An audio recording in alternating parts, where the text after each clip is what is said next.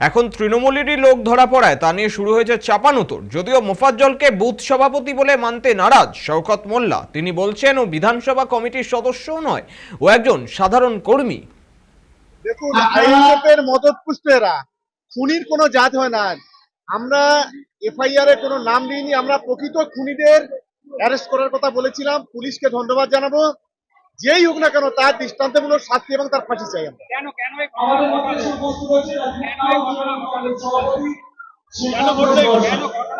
এখন পুলিশ তদন্ত চলছে, কেন করলো কি করে বলবো, এখন একমাত্র পুলিশই বলতে পারবে, তা আমরা তো এখন কিছু করতে পারবো না।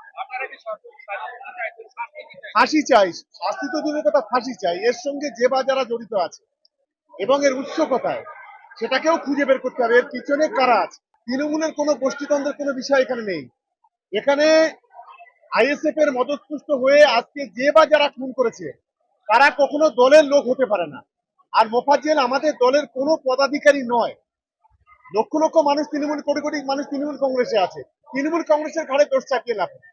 আমি আজও বলছি, এরা আইএসএফ এর মদতপুষ্ট হয়ে এই ঘটনা ঘটিয়েছে।